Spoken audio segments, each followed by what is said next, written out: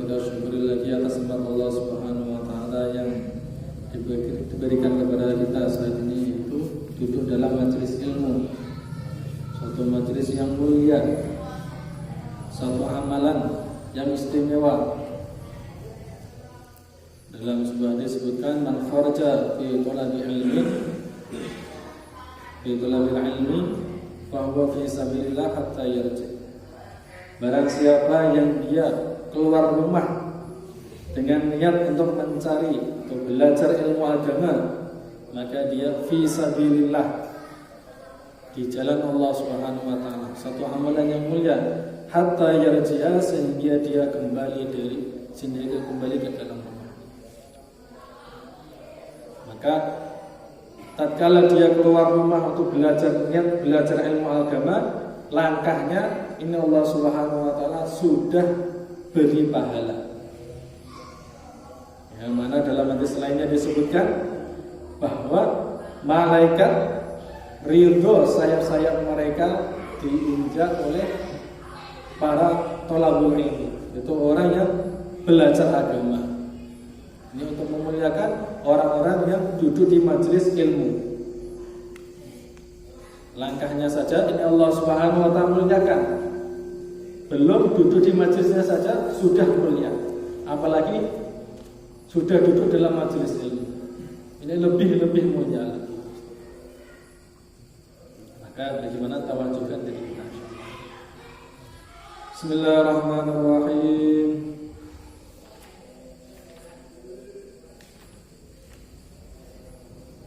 Bismillahirrahmanirrahim. Wa yajibu faqihi ta'ala al-hayat, wa hiya sifatun qadimatun qa'imatun bidzatihi ta'ala tusahihu ayyata sifat bil ilmi wa ghairihi min as-sifat wa didduha al-maut. Wa dalil ala dzalika annahu la kana mayyitan lam yakun qadiran wa la muridan wa la 'aliman wa huwa muhal. Wa yajibu, dan pasti dan wajib, fi haqqihi ta'ala, bagi Allah Subhanahu wa ta'ala, hayat adalah sifat hayat dan yang maha itu. Wa hiya sifatun qadimatun qa'imatun bi dzatihi ta'ala. Sifat hayat adalah sifat yang dahulu, yang sudah ada di dalam zatnya Allah Subhanahu wa taala. Tusahihu law ayata sifat bil ilmi wa ghairihi min as-sifat.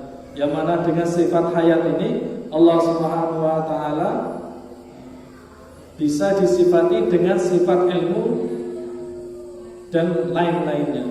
Wa diddu'al maut, dan lawannya sifat hayat dan al-maut, yaitu zat yang mati.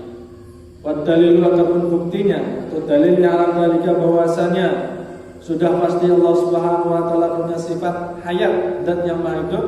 Annahu law kana mayyitan, bahwasanya apabila Allah Subhanahu wa taala zat yang mati, lam yakun qadiran, maka Allah Subhanahu wa taala zat yang tidak mampu, wala muridan, dan zat yang tidak bisa berkehendak, wala aliman, dan tidak zat yang mengetahui, wa huwa muhallun, sedangkan bahwasanya Allah Subhanahu wa taala tidak berkuasa, tidak bisa berkehendak, tidak mengetahui, itu adalah suatu muhal, suatu perkara yang enggak mungkin. Jadi sifat Allah Subhanahu wa taala yang ke-10 adalah sifat hayat. Sifat hayat adalah suatu sifat yang sudah ada dalam diri Allah Subhanahu wa taala. Nah, ini adalah suatu sifat syarat dari sifat-sifat yang lainnya. Dengan sifat inilah Allah Subhanahu wa taala bisa disifati muridan, zat yang maha berkehendak, qadiran, zat yang maha berkuasa, aliman, zat yang maha mengetahui, sami'an, zat yang maha mendengar, basiran, zat yang maha melihat. Dengan sifat hayat ini. Kalau sifat hayat ini enggak ada, ya sudah otomatis enggak ada. Seperti halnya kalau barang itu mati, maka tidak dikatakan barang itu istimewa. Kayak sekarang namanya smartphone, barang kecil dikatakan smart, barang yang pintar. Tapi kalau HP itu sudah mati, maka ya disifatkan semat karena dia tidak bisa digunakan lagi. Itu juga orang kalau mati maka tidak bisa dikatakan oh mayat ini pintar, mayat ini bisa melihat, mayat ini bisa mendengar. Maka kalau Allah Subhanahu wa taala enggak punya sifat hayat, kalau Allah Subhanahu wa taala enggak hidup, ya otomatis ya enggak bisa disifati dengan sifat-sifat yang sudah lewat seperti itu. Maka sifat hayat ini adalah termasuk sifat yang harus ada pada diri Allah. Wa hayatullah ta'ala bidzatihi laysat biruhin. Dan Allah Subhanahu wa taala hidup itu tidak memerlukan namanya roh. Beda dengan makhluk. Manusia bisa dikatakan hidup kalau ada rohnya. Kalau rohnya sudah dicabut oleh Allah Subhanahu wa taala, sudah ganti namanya mayit. Ayam dikatakan hidup kalau masih ada rohnya. Kalau rohnya diambil menjadi bangkai. Nah, tapi Allah Subhanahu wa taala zat yang maha hidup tanpa perlu dengan roh. Maka dalam sifat wahdaniyah dan yang maha satu. Dan yang maha satu di situ ada 3 perincian bahwasanya Allah Subhanahu wa taala, bahwasanya Tuhan ada satu, yaitu Allah. Kemudian Allah Subhanahu wa taala tidak terdiri dari beberapa bagian. Kalau manusia terdiri dari beberapa bagian. Jasadnya saja sudah terdiri di beberapa bagian. Ada tangan, kaki, hidung, mulut, hati, jantung. Kemudian kalau bagian ini sudah sempurna, kalau nggak ada rohnya, tidak bisa dikatakan manusia, mayit namanya. Kalau Allah Subhanahu wa taala enggak, dan yang maha hidup tapi tidak perlu dengan roh. Ya bagaimana? Ya laisa kamitslihi syai'. Ya tidak sama dengan makhluknya, namanya Tuhan. Kalau Tuhan sama dengan makhluknya ya berarti bukan Tuhan. Ini dan hayatnya Allah Subhanahu wa taala. Wa yajibu dan pasti fi haqqi ta'ala bagi Allah Subhanahu wa taala as-sam'u, yaitu sifat sama dan yang maha mendengar, wal basaru dan yang maha melihat. Wa huma sifatun qadimatan qaimatan bidzati ta'ala. Itu 2 sifat ini adalah sifat yang dahulu yang sudah ada di zatnya Allah Subhanahu wa taala. Yang kasubihima al-wujud, yang mana dengan 2 sifat inilah terbukalah yaitu al-mawjud, yaitu perkara-perkara yang diwujudkan, yaitu makhluk. Wa diduma as-samamu wal umya. Adapun lafaz wal ama, adapun lawannya sifat, kebalikannya sifat sama dan basar, as-samam yaitu adalah bisu. As-samam yaitu tuli. Wal ama dan buta. Wa dalilu dzalika qaulullah ta'ala, adapun buktinya, dalilnya bahwasanya Allah Subhanahu wa taala bersifat sami' dan basar dan yang mendengar dan melihat. Allah Ta'ala wa huwas sami'ul alim wa huwas sami'ul basir, yaitu firman Allah Subhanahu wa taala wa huwas sami'ul basir. Wallahu basirun bima ta'malun. Dialah zat Allah dan yang maha melihat bima ta'malun, dengan apa yang kalian kerjakan. Ini sifat yang ke-11 ke-12 yaitu sifat sama dan basar. Bahwasanya Allah Subhanahu wa taala dan yang maha mendengar dan yang maha melihat. Dan yang maha melihat dan maha melihat. Dan dua sifat ini mempunyai hubungan yang berbeda. Hubungan yang berbeda. Sebagaimana halnya manusia. Penglihatan dan pendengaran manusia ini punya fungsi yang berbeda-beda. Yang mana dua fungsi ini, yang mana fungsi penglihatan tidak bisa didapatkan oleh fungsi pendengaran. Seperti kita ambil contoh orang yang bisu. Orang dikatakan bisu, gak bisa bicara itu karena apa? Karena orang itu tuli. Sudah tuli sejak dari lahir. sehingga dia tidak bisa mendengar percakapannya manusia. Kalau dari kecil dia nggak bisa mendengar percakapannya manusia, sehingga dia tidak bisa mendengar bahasanya manusia. Tidak bisa belajar bahasa Jawa, tidak bisa belajar bahasa Indonesia. Sehingga ada bahasa khusus namanya bahasa tunanetra. Itu bahasa isyarat dengan tangan. Kalau melihat saja nggak bisa. Walaupun sudah dikatakan berkali-kali, walaupun sudah dituliskan, tapi kalau hanya melihat tapi nggak bisa didengar, ya nggak bisa. Itu juga dengan penglihatan. Penglihatan punya fungsi khusus yang mana tidak bisa didapatkan dengan pendengaran saja. Maka sifat sama dan basar ini punya hubungan atau punya manfaat yang berbeda-beda. Maka wajibu alaina an na'taqida al-kishaf al-hasil bis-sami wal insaf al-hasil bil-basar. Wajib bagi kita untuk berkeyakinan bahwasanya annal inkisaf al-hasil bis-sam, yaitu inkisaf terbukanya suatu yang dihasilkan dengan pendengaran itu tidak bisa dihasilkan dengan penglihatan. Dan sifat samaknya basar, sifat samaknya dan yang maha melihatnya Allah Subhanahu wa taala tidak terbatas. Dalam arti walaupun orang itu berkata dengan pelan-pelan saja, hewan yang percakapannya hewan ini tidak bisa didengar manusia, ini bisa didengar oleh Allah Subhanahu wa taala. Dan juga basar, sifat maha melihatnya Allah Subhanahu wa taala tidak terbatas. Tidak terbatas dengan malam. Kalau kita malam gelap gulita tidak bisa melihat. Karena Allah Subhanahu wa taala tetap bisa melihat semuanya.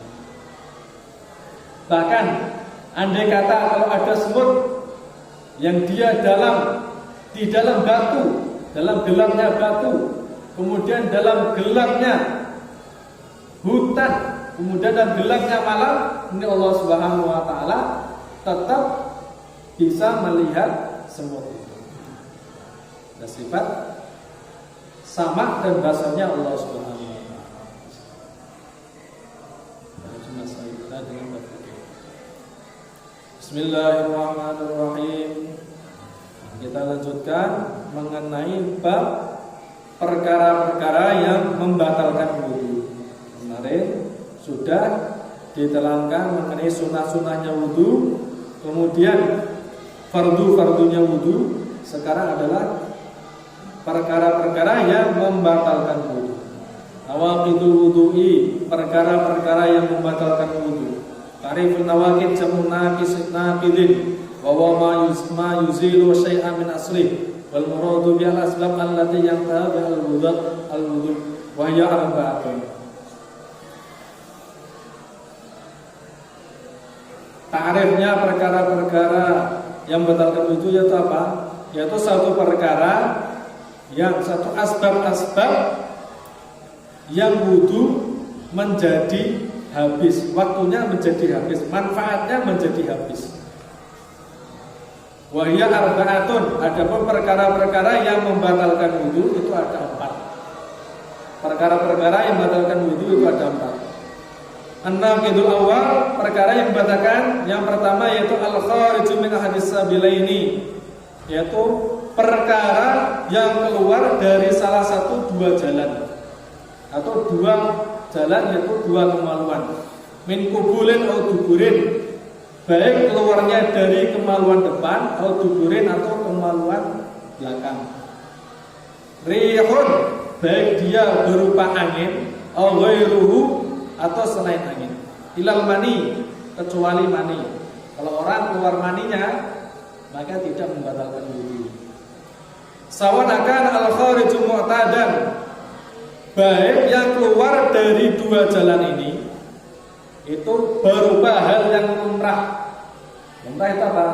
Berupa kencing atau kotoran lainnya, tai. Itu yang lumrah. Atau yang keluar darah atau membatalkan wudu. am ghairu mu'tadin, atau perkara yang tidak lumrah. Contohnya apa? Contohnya yang keluar batu, atau yang keluar biji salak. Walaupun yang keluar hanya biji salak saja, atau yang keluar batu saja, nanti membatalkan wudu. Rotban au jafan, baik keluarnya dalam keadaan kering maupun basah. Yang intinya, setiap sesuatu yang keluar dari salah satu dua kemaluan ini itu membatalkan wudu. Yang keluar apa saja, kecuali mani. Kalau mani atau sperma itu tidak membatalkan wudu.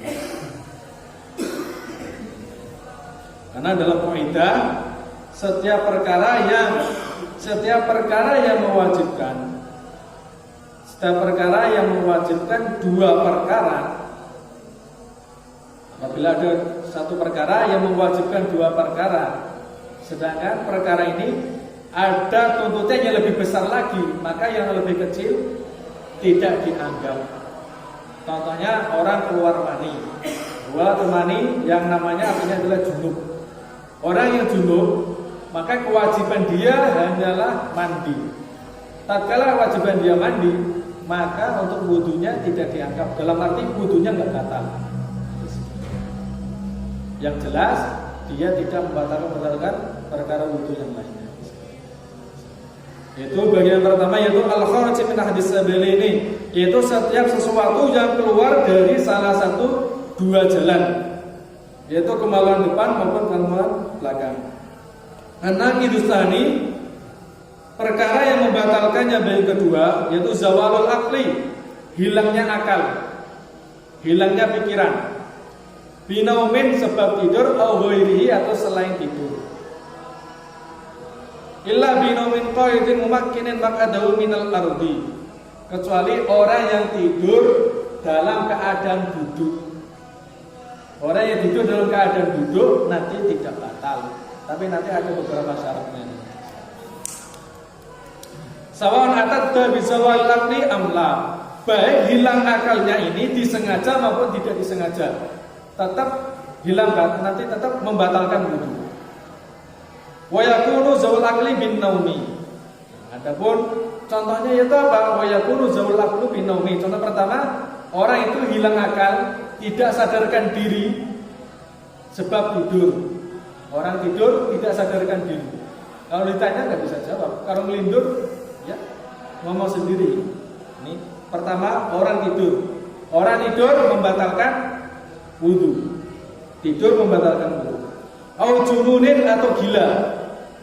Nah, orang gila wudunya batal. Au igma'in, atau pingsan. Pingsan juga membatalkan wudu. Au sukrin, atau mabuk. Mabuk, minum khamar, atau minum obat-obat terlarang sehingga akalnya hilang, dia bisa berpikir ngefly. Nah, maka di sini membatalkan wudu. Au nahwi dzalika, atau selain itu. Jadi perkara yang membatalkan wudu yang kedua yaitu apa? Hilangnya akal atau hilangnya kesadaran. Hilangnya kesadaran bisa disebabkan sebab tidur, atau sebab gila, pingsan, atau mabuk. Ini semuanya membatalkan wudu. Syurutun naumi alladzi la yanqudul wudu arba'ah. Syarat-syaratnya tidur yang tidak membatalkan wudu itu ada 4. Al-awal, yang pertama, ayyakuna mumakkinan maq'adahu minal ardi. Dia tetap ayyakuna, adapun tidurnya itu mumakkinan, tetap menempati maq'adahu, tempat duduknya, minal ardi, di bumi. Dalam arti dia tidur dalam keadaan duduk. Dia duduk apa? Tidur dalam keadaan duduk. Bi antakuna maq'adahu fatahtu dubur multasiqatan bil ardi bihaitsu la yumkinu khuruju rihin. Bentuknya bagaimana? Dia dalam keadaan duduk, sekiranya dubur dia atau kemaluan dia ini selalu menempel di tanah atau di lantai sehingga tidak ada angin yang keluar dari kemaluannya. Orang yang tidur dalam keadaan duduk. As-tsani, bagian kedua, ayyakuna mu'tadil khilqah. Orang yang tidur itu ya badan dia ya dalam keadaan yang normal, mu'tadil khilqah yaitu normal. Laisa mufritan fil badanah, dia tidak kegemukan. Orang yang terlalu gemuk, biasanya kalau gemuk itu kalau duduk tidur sambil ngorok bisa, nggak jatuh, nggak goyang. Kalau orang gemuk, maka kalau dia tidur, maka dia tetap batal wudunya. Kalau orang gemukan, orang yang gemuk itu biasanya bisa tidur sambil duduk. Ya kalau dia kegemukan, nanti tetap membatalkan wudu. Walakin nohol, dan tidak juga terlalu kurus. Kalau orang terlalu kurus, biasanya kalau tidur ya nggak bisa tenang, goyang, maka sehingga kalau dia tidur kemudian ke dalam keadaan goyang sehingga pantat dia keangkat sedikit saja, maka wudunya sudah batal. As-salisu, yang ketiga, ayastaqidha ala allati nama 'alaiha. Dia bangun tidur, posisi dia masih sama tatkala dia waktu tidur, tatkala mau tidur. Kalau duduk tetap dia bangun dalam keadaan duduk juga. Kalau dalam keadaan baring berarti sudah dalam arti pantat dia sudah tidak menempati tempat duduk dia, maka batal. Ar-rabi, yang keempat, Allah yukhbiru ma'sumun inda ramli bi khuruji rihin minhu, yaitu tidak ada orang yang ngasih tahu bahwasanya dia kentut.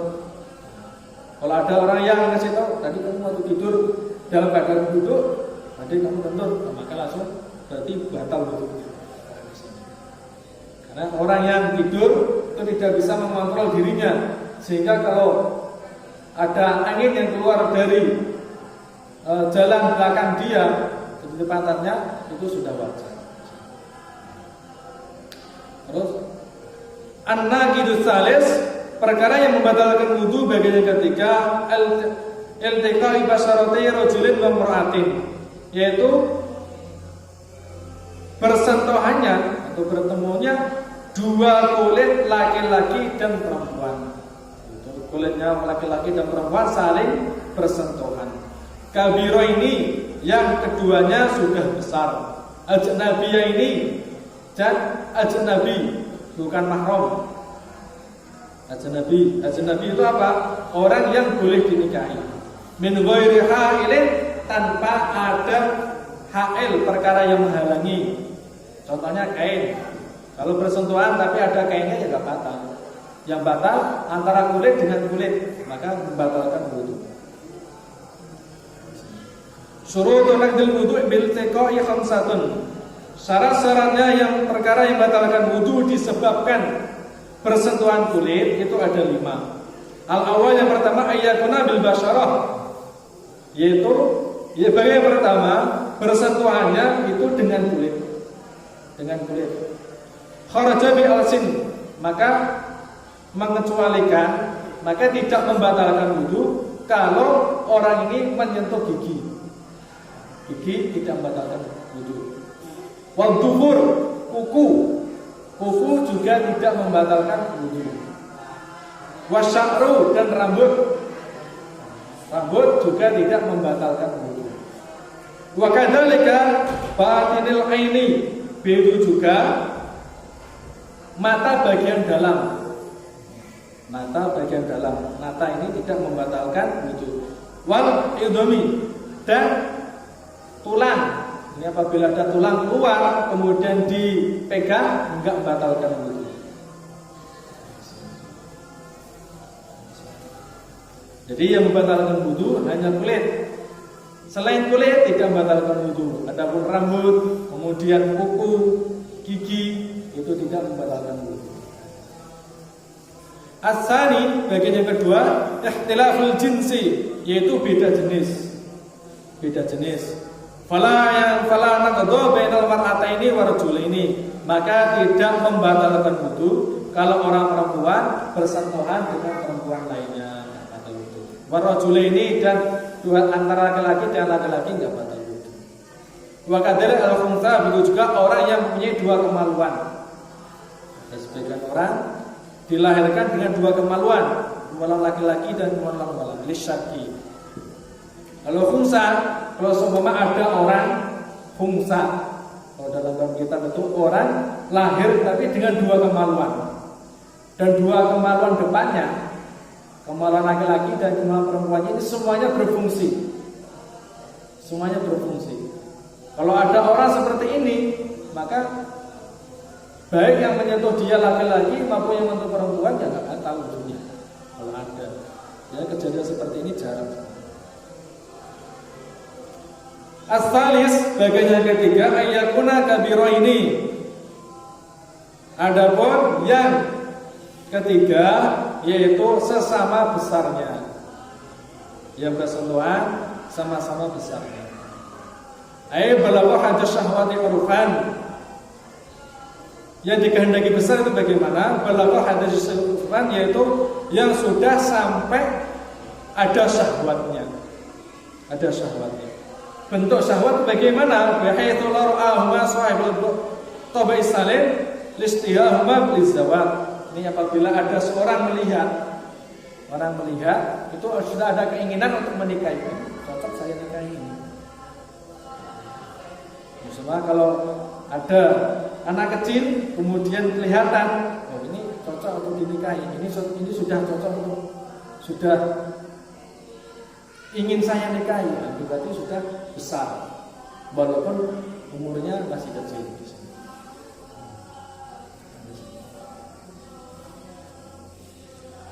Wa illam yakun balighaini bi alamatil bulughis alas. Kalau tidak bisa ditemukan itu, maka bisa disebutkan balignya sebab tiga perkara. Dalam bab itu baligh itu bisa dilihat pertama dari segi umur. Pertama dari segi umur. Kalau orang sudah masuk umur 15 tahun, 15 tahun secara hitungan hijriyah, bukan masehi. Karena kalau masehi 365 hari, kalau hijriyah hanya 360 itu berapa? Beda hitungannya. Kayaknya hijriyah lebih sedikit. Kalau sudah 15 tahun dalam hitungan hijriyah, maka sudah dikatakan baligh. Ini sebab pertama, sebab umur. Atau sebab kedua, sudah keluar mani. Sudah keluar mani. Walaupun umurnya kurang dari 15 tahun, kalau dia sudah keluar maninya, sudah keluar sperma, berarti sudah baligh. Yang ketiga, sebab haid. Seumpama wanita umur 9 tahun ini sudah haid, atau umur 10 tahun sudah haid, maka 10 tahun itu sudah baligh, tanpa harus menunggu umur 15 tahun. Ini yang ketiga. Ar-rabi' yang keempat, ayyakuna ajnabiyani, yaitu keduanya orang ajnabi, bukan mahram. Ay laisat bainahuma mahramiyatun. Maksudnya yaitu tidak antara keduanya itu hubungan mahram. Mahram itu apa? Adatul mahram samaniyata asyar. Adapun bilangnya yang dikatakan mahram itu ada 18 bilangan. Sab'atun minan nasab, 7 dari nasab. Pertama itu Pak, al-um. Ibu itu tidak membatalkan wudu. Wal bintu, kemudian anak perempuan ini tidak membatalkan wudu. Nah, bapak menyentuh anak perempuannya tidak membatalkan wudu. Atau ibu menyentuh anak laki-lakinya tidak membatalkan wudu. Wal bintu, wal ukhtu, dan saudara perempuan. Saudara perempuan tidak membatalkan wudu. Saudara perempuan yang megang dan yang memegang tidak membatalkan wudu. Saudara perempuan, saudara kandung. Wal ammah, saudara atau bibi, saudara dari ayah. Ammah atau itu bibi atau saudara perempuannya ayah, ini juga tidak membatalkan wudu. saudara perempuannya ayah tidak membatalkan wudu. Wal khalah, dan saudara perempuannya ibu juga tidak membatalkan wudu. Amma itu saudara perempuan dari ibu, khalah itu saudara perempuan dari ayah. Ini tidak membatalkan wudu. Dalam arti saudara ayah dan saudara ibu itu tidak membatalkan wudu. Itu tidak membatalkan wudu. Contohnya saya kalau bersentuhan dengan bibi saya atau lek dari ayah saya maupun dari ibu saya tidak batal wudunya. Atau bersentuhan kepada bude baik saudari ayah maupun dari ibu maka tidak batal wudu. Jadi bule sama bude tidak membatalkan wudu. Wal bintul akhi, dan anak perempuannya saudara laki-laki atau keponakan itu tidak membatalkan wudu. Keponakan tidak membatalkan wudu. Dia punya keponakan perempuan atau seorang wanita punya keponakan laki-laki bersentuhan tidak batal keponakan. Wa bintul ukhti, dan anak perempuannya dari saudara perempuan. Kalau tadi dari anak laki-laki, keponakan dari saudara laki-laki dan keponakan dari saudara perempuan itu tidak membatalkan wudu. Dalam arti itu semuanya mahram. Mahram tidak boleh dinikahi. Wa mithla sab'atun minar radha, begitu juga saudara atau ibu dari sepersusuan. Sepersusuan yang dianggap yaitu syaratnya pertama, bayinya belum berumur 2 tahun. Kalau sudah berumur 2 tahun maka susuannya orang lain tidak dianggap. Belum berumur 2 tahun. Kemudian sudah menyusu 3 kali. Kemudian setiap sekali susuan dia disusui sampai kenyang. Contohnya ada satu bayi disusui sampai kenyang, sampai diam, kemudian jarak berapa waktu lagi, kemudian nangis lagi, disusui lagi, diam lagi sampai kenyang. Kalau sudah 3 kali, maka status dia menjadi ibu susu, ibu sepersusuan. Dalam arti anaknya yang menyusui, saudara yang menyusui, kemudian ponakan yang menyusui, semuanya mahram semua. Ini saudara sepersusuan seperti saudara seperselesa.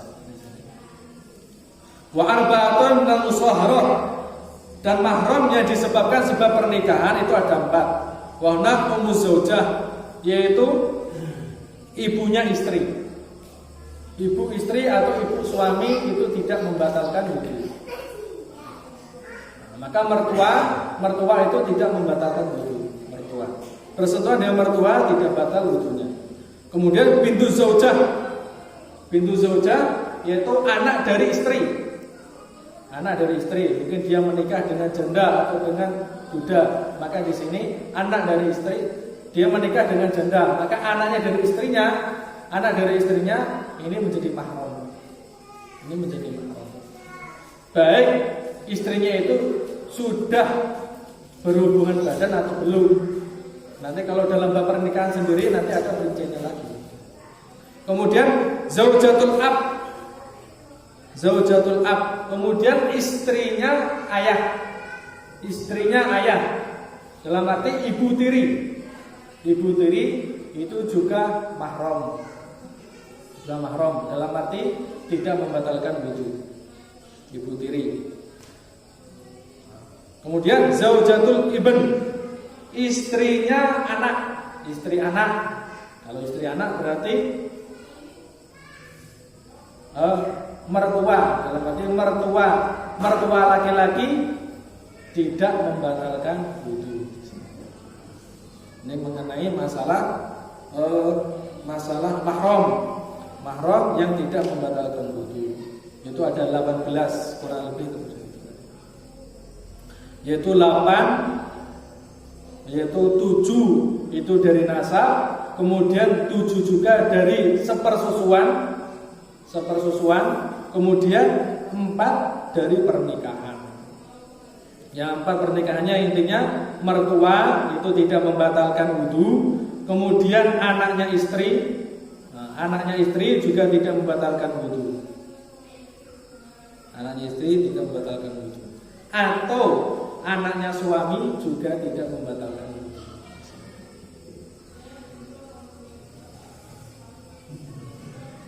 Enam itu robe, perkara yang membatalkan wudu bagian keempat yaitu masuk kubul adami. Awal halqati duburi bi batni rohati au butuni aswabi, yaitu memegang kemaluannya anak Adam. Itu memegang kemaluan manusia, itu membatalkan wudu. Yang intinya wal kubur lidzakar, untuk laki-laki itu adzakaru faqat. Jadi kalau laki-laki batangnya saja yang membatalkan wudu. Adapun telurnya ya enggak. Kalau menyentuh telurnya enggak batalkan wudu. Yang membatalkan wudu yaitu dengan telapak tangan yang berwarna putih. Yaitu telapak tangan bagian dalam. Kalau luar enggak. Kalau dubur, kalau kemaluan belakang, ya sekiranya yang menutup muka itu ya sudah itu membatalkan wudu. Kalau perempuan bagaimana? Yang perempuan di sini batnur hati butul aswabi. Wa qubul fil mar'ah multaqas sufratain. Yang penting itu perempuan itu ya kemaluannya itu sudah 2. Kalau di sini dikatakan sufra ini ya, yang berwarna merah itu ya sudah namanya kemaluan. Kalau dipegang ya batal. Kalau laki-laki batangnya pegang batal. Kalau telurnya enggak. Ini sebelah sini ada tanyakan? Ya, Kak. Kalau itu bersentuhannya itu dengan tidak sengaja itu membatalkan. Bersentuhan dengan sengaja tidak sengaja tetap membatalkan. Tetap membatalkan. Begitu juga menyentuh, semuanya menyentuh anggota badan. Menyentuh anggota badan, ada orang kecelakaan, kemudian kemudian sampai anggota badannya ini sampai terpisah-pisah, maka juga membatalkan wudu. Sama kalau yang kejadian itu laki-laki, cuma ada perempuan, kalau dia mengambil tangannya atau jarinya, maka yang membatalkan wudu. Nah, anggota yang terpisah, yang selagi itu bisa dikatakan, bisa dinamakan, kalau cara jari terpotong, bisa dikatakan oh ini jarinya manusia. Nah, berarti kalau dipegang yang membatalkan wudu. Jadi juga itu memegang yang kemaluan, begitu juga memegang kemaluan ini membatalkan wudu. Cewoi anak yang batalkan wudu, membatalkan wudu di sini. Kalau yang masalah menyentuh kemaluan ini, seumpama kalau ada seorang ibu kemudian cewoi anaknya yang perempuan, maka ya batal, maka ibunya wudunya batal. Sampai kalau anaknya punya wudu ya anaknya nggak batal wudunya, karena anaknya nggak megang kemaluannya, khusus untuk menyentuh kemaluan. Jadi kalau bersentuhan antara laki-laki dan perempuan, baik sengaja maupun tidak sengaja, yang batalkan wudu. Ada lagi pertanyaan? Sholat, kemudian kita kok adalah atau memisah. Hukum contohnya tatkala sholat gusi kita keluar darah atau kita mimisan, hukumnya bagaimana? Maka di sini untuk pendapatnya Imam Syafi'i, kalau mimisan ya batal sholatnya karena ada keluar najis. Tapi ya dari beberapa Imam Syafi'i, pendapat Imam Syafi'i sendiri ada yang batal, ya hukumnya nggak batal. Tapi intinya pendapatnya kuat, hukumnya adalah batal. Hukumnya batal. Itu juga dengan coba gusi keluar darah tetap batal sholatnya. Karena apa? Karena anggota badannya ada najisnya, itu berupa darah. Ada lagi?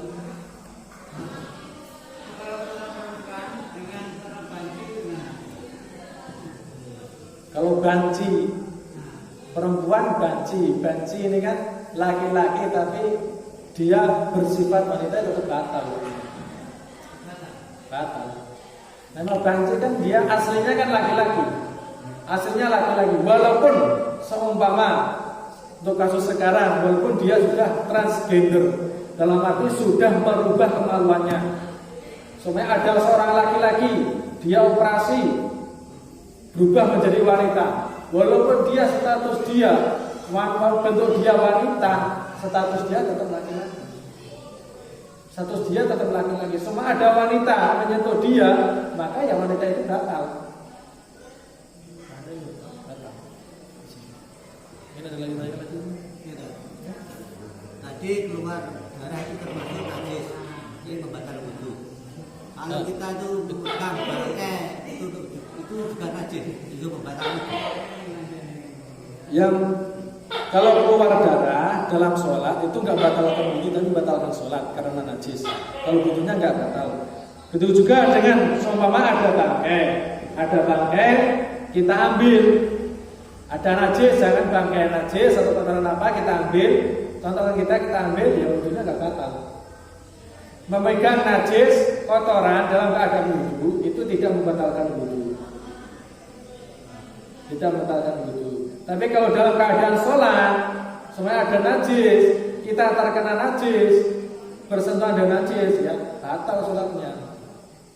Membatalkan sholat, tapi tidak membatalkan wudu. Gitu ya, keluar apa? Gusi yang keluar darahnya itu hanya membatalkan sholat, tidak membatalkan wudu. Ini lagi. Kalau darah nyamuk waktu sholat, nyamuk keluar darah itu tak apa. Untuk masalah darah nyamuk, maka dalam kitab itu ada darah yang dimakfu, najis yang dimakfu, najis darah yang dimakfu. Di antaranya itu adalah najis darahnya nyamuk. Darah nyamuk yang dimakfu, pertama itu nyamuknya itu bukan dibunuh. Dalam arti kalau diceblek, kalau keluar darahnya ya najis. Maka kalau sholat ya sholatnya batal. Tapi kalau orang ini nggak tahu, tiba-tiba sholat ini kakinya kok ada darah nyamuk di kakinya. Dia nggak bunuh nyamuk, tapi kok tiba-tiba ada darahnya. Kalau darahnya sedikit berarti dimaafkan enggak? Berarti sholatnya sah. Kalau diceblek, dalam arti dibunuh dengan sengaja, dibunuh diri sendiri, itu menjadi najis. Walaupun sedikit tidak bisa dimaafkan. Najis yang dimaafkan darah nyamuk yang ada dalam badan kita atau dalam baju kita yang tidak sengaja. Yang tidak sengaja tiba-tiba ternyata sudah ada darah nyamuknya. Dan keadaan darah nyamuknya ini sedikit. Kalau banyak ya najis. Kalau sedikit najis tapi dimaafkan. Dalam arti kalau sholat ya sah saja sholatnya. Ada yang lagi? Tidak. Saya pernah baca, saya baca lah itu. Karena Rasulullah itu mau sholat itu pernah mencium istrinya. Itu khusus untuk Nabi atau gimana? Untuk mencium istrinya. Pernah di suatu riwayat baginda Nabi Sallallahu Alaihi Wasallam sebelum sholat mencium Sayyidatina Aisyah radhiyallahu anha. Maka bagaimana hukumnya? Ini yang pertama, ini adalah khususnya bagi Rasulullah Sallallahu Alaihi Wasallam. Kemudian pendapat Imam Syafi'i kita itu emang batal wudunya, tapi untuk pendapat imam lain ada yang nggak batalkan. Contohnya Imam Malik itu nggak batal selagi dia menciumnya tidak dengan syahwat. Kalau menurut Imam Hanafi cium istri nggak batal, walaupun dengan syahwat tidak syahwat tetap nggak batal. Tapi kalau menurut Imam Syafi'i itu hukumnya membatalkan. Karena apa? Itu termasuk khususiyatnya Rasulullah. Maka ada perkara-perkara yang dilakukan oleh Rasulullah tapi tidak boleh dilakukan oleh umatnya. Pertama, kalau dalam Imam Syafi'i ini mencium istri. Kalau Rasulullah nggak batal, kalau umatnya batal. Rasulullah bangun tidur langsung sholat. Umatnya nggak bisa. Kalau bangun tidur, wudunya batal, maka dia harus berwudu. Kalau Rasulullah enggak. Kemudian ada khususnya bagi Rasulullah itu istrinya boleh lebih dari 4. Karena apa? Karena Rasulullah itu punya fisik yang kekuatannya 40 orang. Sama kalau umatnya diperbolehkan itu nikah punya 4 istri diperbolehkan. Kalau Rasulullah itu punya kekuatan 40 orang, maka lebih dari 4 maka lebih diperbolehkan lagi. Itu termasuk khususnya Rasulullah. Istri Rasulullah kurang lebih 9 ketika Nabi 13 ketika Nabi meninggal.